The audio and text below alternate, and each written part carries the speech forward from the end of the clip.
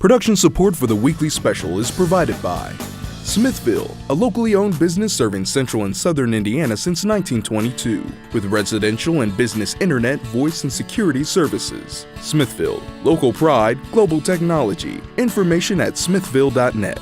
And by WTIU members. Thank you. Tonight's episode of the weekly special is all about history. We'll talk jazz history with Monika Herzig and David Brent Johnson. We'll see history being saved at the Jacobs School of Music. And we'll see history being made with a group of luthiers from Indianapolis. All this and more right now on the weekly special.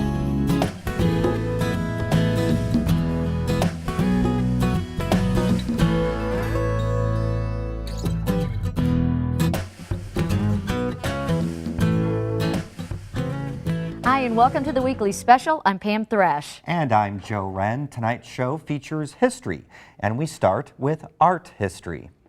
A painting once housed in the Indiana University Art Museum is back in the hands of its rightful owners in Germany. The weekly special followed the process.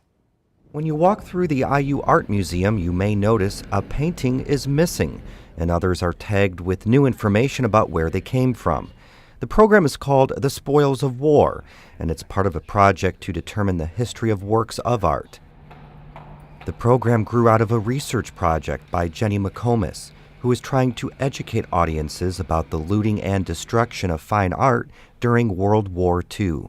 Probably the largest surprise what occurred just shortly after we began researching, and it came in the form of a letter from a museum in Berlin requesting that we return a painting to them. An Allied soldier stole the Flagellation of Christ panel from an altarpiece at the end of the war.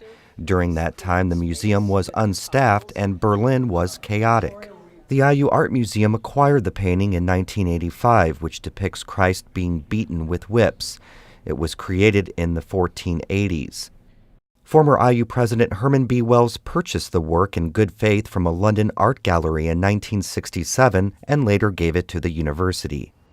IU President Michael McRobbie returned the painting in a ceremony in November at Charlottenburg Palace in Germany.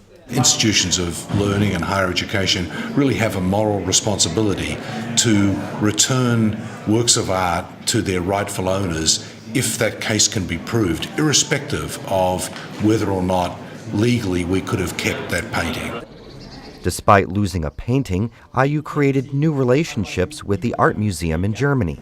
There are many points of common interest, and I believe that this could be a good starting point for further collaboration between the university, exchanging experts, curators, restorers, or even students, or maybe organizing internships, whatever.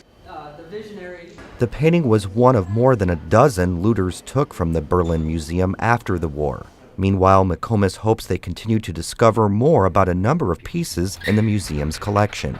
One of my goals was to help people learn more about the ways in which war really affects human culture, the destructive aspects of war on fine art and other cultural achievements. Although the program was part of the fall semester, many of the pieces will remain on display as part of the permanent collection. And now let's head over to Pam, who has a couple of guests in the studio. Hi, thanks, Joe. I'm joined tonight by Monika Herzig and David Brent Johnson. We're here to discuss another David. That would be living legend, jazz legend, David Baker. Welcome to the studio tonight. Now, Monika, we're going to start with you because we've got this big book right here. You wrote a book about David Baker, and tell us what went into that and why you decided to write this book. Well, it's been a project. Yes. It's heavy. And it's been about 4 years in the making, and I do have to point out that I had 7 helpers writing also chapters and parts, because the amount of things that David Baker has been doing, that's not one person that even can write about it. Yeah. You need 7 to even write about that one person.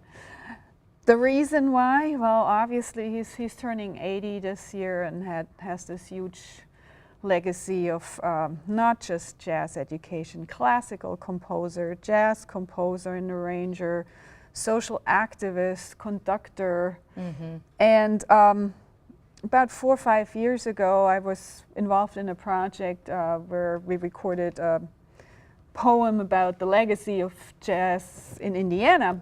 And my friend, poet laureate at that time, Norbert Krapf, asked me, well, is somebody writing all these stories down that you always tell me about, David? And I said, well, I'm sure somebody does. You know, I can ask him. He often comes over because my husband does his music copying. And, Right. And so I kind of just asked him, oh, you know, I'm sure, you know, somebody's like writing all your life stories down.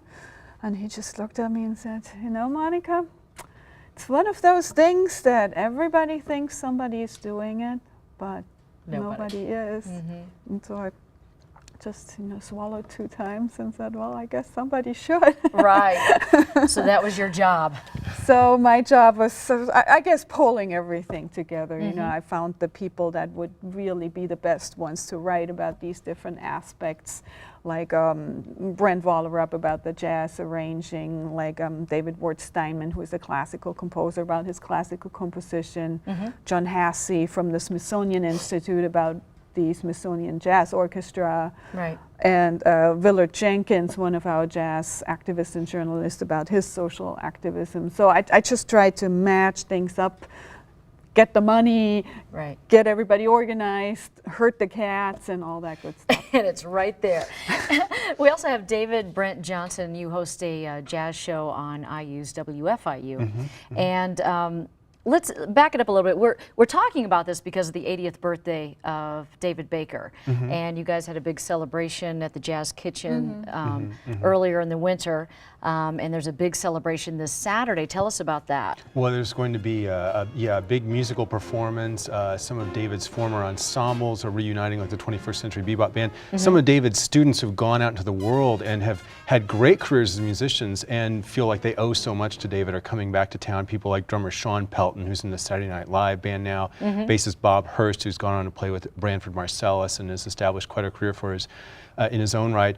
They're all coming back. I believe they're going to be presenting some of David's classical music as well. Okay. And then some of the big band music with Ferez Whitted and other people playing. So a really big musical bash at the Musical Arts Center from 8 to 10 Saturday night. Okay. And then there's going to be a panel discussion about Monika's book, I believe also at the Musical Arts Center from 3 to 4:30 in the lobby. Monika and David himself will be there, as well as many of the book's contributors, all to talk about what has made David such a special name in jazz history. If people want to find out information about the specifics of all the different workshops and things that are going on, is there a website they can go to? They can go to indianapublicmedia.org/David Baker Legacy and find out about that. There's also a lot of clinics going on for musical students who might be interested in a lot of these musicians like Sean and Scott Wenholt and Ralph Bowen, the saxophonist, will be hosting clinics for student musicians as well. So it's really kind of just a David Baker festival that's going on this weekend. Celebration. I should point out that after the panel discussion at 4:30 to 5:30, there will be the official book signing. Okay. So if people really want their book signed, they should come there, because in the evening it might be nice if David can just celebrate. Absolutely. And from what I understand, all the tickets are spoken for Saturday night. For Saturday night, unless people want to go and do a standby, it'll be first come, first serve. But my understanding is that the IU Jacob School of Music will also be live streaming this concert I heard on that too. their website, on the homepage for the IU Jacob School of Music, so you can actually check out the concert via the website if you're not able to attend or to get a ticket for some reason. Okay. And just come afterwards to Cafe Django. That at too. 11. I'm sure, you good know, old-fashioned knowing jam jazz session, musicians, they'll all come over. It'll be the big hang and jam, and Absolutely, that's what it's all about. Well, thank you so much for joining us today, and have fun with all the celebrations you're going to be involved in, and good luck with the book too. For now, we're going to go back over to Joe. All right, thanks, Pam. And now a program at the Jacob School of Music that's helping to save musical history and how it gives hands-on experience to those venturing out into the professional world. Contributing producer Ann Shea has the story.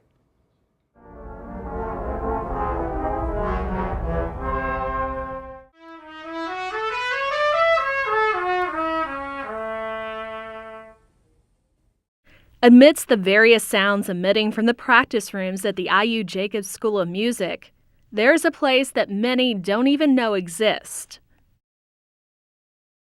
It's a very surreal place. It's just all its own, the attic of the round building in the School of Music. Violinists have come up here, they're about to graduate with a bachelor's in music, and they've never even known we're here. Derek's not exaggerating. The string technology program is housed up a flight of steps from the 4th floor of the music addition to Merrill Hall, commonly known as the Round Building. It's a unique place, and I kind of don't feel like I fit in a lot of places in the world, but I do fit in here in the violin shop, just kind of like my home. The program has been housed here since the 1970s, when famed musicians Janos Starker and Joseph Gingold helped start it. They had decided they needed a violin making program here at the School of Music, mainly because the nearest violin maker was 270 miles away. So you don't want to just come down blind if you want. And that was the main idea behind the string technology program, to teach students how to repair and maintain their own and other instruments. The repair part is extremely important, especially in this economic times, that there's more people looking to have their instruments maintained rather than buying new instruments. If they sign our insurance waiver on their own instruments, we will glue them up, we'll glue the seams up, adjust them, show them how to clean and polish their own instruments, and try and explain as much as we can to them if they want to know how their instrument functions. And this is all free to the School of Music students that are studying here. Along with repair, the program has also developed into one that teaches students how to make their own instruments. This is the original one-room schoolhouse. So we have students coming in, some with skills already, some know what the names of tools are and how to sharpen them and how they're used, and others that have no idea how a violin is made or what the names of tools are or how to sharpen them. You can do it 40. That's what I've been doing. It's really funny to watch it all happen. I don't think that anybody could actually sit down and plan it. In the first semester of the 2-year program, students learn how to sharpen the tools, and sometimes that's all they do. I mean, there's all the different kinds of knives that, like, this is a straight edge knife. There's, you've got gouges, and they all have to be sharp. You want to be able to shave with it. Also in the first semester, the students make a sound post, an important structural part of the violin. Which is very small, 6.5 millimeters in diameter and 64 millimeters long. And they have to make it perfectly round within 0.02 of a millimeter before they can go on to the next step. So it's showing them patience, and they're learning, developing skills with the plane and sharpening too at the same time. They go from there to opening up a violin, replacing a bass bar, and learning how to do any necessary repairs. The program progresses, and for many, at the end of 2 years, they've made their own violin. I just thought if I could carve a scroll on a violin, I could do anything. It's the culmination of years of work. Just building an instrument and hearing it played is, it's kind of magical. Learning an intricate skill in much the same way as others have learned for hundreds of years. The students also take a course on the history of violin making, which is popular with students pursuing performance degrees in string instruments. Since the program was established in 1978, 95% of the graduates have accepted positions and are currently working in the field. Up next, we head to Indianapolis to meet a man who's going to great lengths to keep one culture's musical history alive. Cornels from Estonia, Kuoklas from Latvia, Ancient Lyres from Novgorod, Russia. These are some of the plucked string instruments that Ein Haas builds at his home right here in Indianapolis. Well, my parents were from Estonia, and I myself was born in Sweden. And I was very proud of my ethnic heritage, and I was looking for something that reminded me of the time when Estonians were independent, before they were conquered by the Germans and Danes and Swedes and Russians and so on. This instrument goes back that far, maybe even another 1,000 years, so it's a very ancient tradition. Though he lives in Indiana, his roots are in the little Baltic country of Estonia, and his instruments reflect his culture. When I see an example in a museum that's a different shape, I always wonder how it would sound. I need quite a few of them because we play in different keys, and these instruments really are only suitable for one key. The length of the instrument determines what key is suitable, so you'll see short ones and long ones. And the really primitive ones have only 5 or 6 strings. There's certain simple tunes you can play on those, but if you want to play something complicated, then you need 10 or 12 strings. The instrument is made from a block of wood, and then we use a chisel to hollow it out. And later we'll do another half step on that side. The drill holes tell you when to stop chiseling, because when you get to the bottom of those drill holes, then you need to slow down and start doing hand sanding instead. All right. With the big buck saw, what we were doing is cutting away some of the front where it drops down, so the strings are a little higher than the soundboard. And it's a really wide piece in some places, and it's very hard for one person to do it. And that saw has nice big teeth, so it cuts faster than a one-person handsaw would. I don't have a whole lot of time to make them for sale, so I'd rather have people make their own or help them make them. That's usually what happens. They do some of the steps themselves. And I like the idea of people making their own instruments rather than going to a store and buying something that a factory made or some professional instrument maker made. This one I'm in the process of making. It's very similar to this, but only has 5 strings.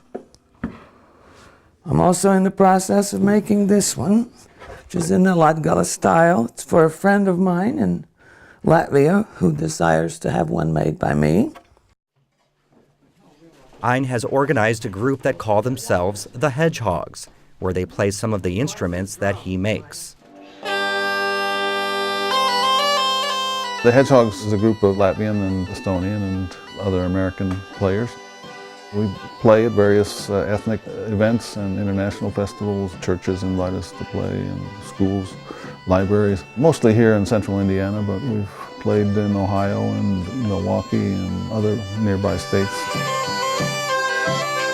They're generally old folk songs that I find in books or imitate recordings that I've heard. My mother taught me some of them. They're generally from Northern Europe, Northeastern Europe in particular, around the Baltic Sea area, Scandinavia and the Baltic countries. If they sound good on the instrument, then I'll play it. It really goes back to this tradition that this was the most common instrument that the peasants in Estonia and nearby countries made, and it was widely played, and my ancestors would have played it, so I really feel like I'm in touch with my ancestors when I play these instruments. I think the greatest joy in making the instrument is the way the wood feels when you're working it, and the resulting sound, and the fact that when you play it, it does wonders for your soul. If you'd like more information about Latvian instruments or music, check out Indiana University's Baltic and Finnish Studies Association. And now, Monika Herzig.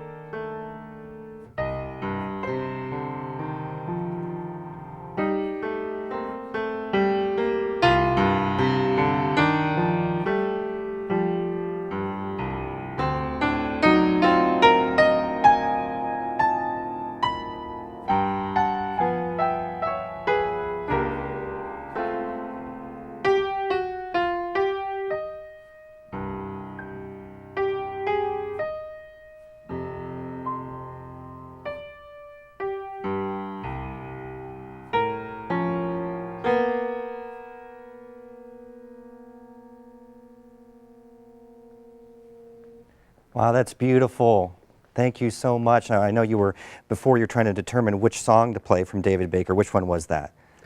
I chose the first movement of a collection called the Jazz Dance Suite. It's written for piano. It's one of David Baker's classical compositions, which always have a little bit of jazz flavor in them. But I just don't think enough people know about his classical compositions, and they get so rarely played. Sure. Because they're really hard. Yeah. And you have one more piece coming up later. What piece are you going to play for us? I'm going to play one of his jazz tunes, probably the most well-known. It's called Kentucky Oysters, and I just recently found out what that means, but I'll leave it up to you guys to find it out yourself. Okay. Sounds good. Looking forward to that. And if anybody would like more information about you, where can they go? MonikaHerzig.com, Monika with a K. All right. Thanks so much for being here. Right now we go back to Pam. There's no weekly special next week. Instead, I-69 Are We There Yet airs next Thursday at 8 here on WTIU and will be followed by a live panel discussion at 9. If you'd like to submit a question or comment for the panel, you can do so at news@indianapublicmedia.org. That's all for tonight. We leave you with more from Monika Herzig. So for Joe Hren, I'm Pam Thrash. Good night.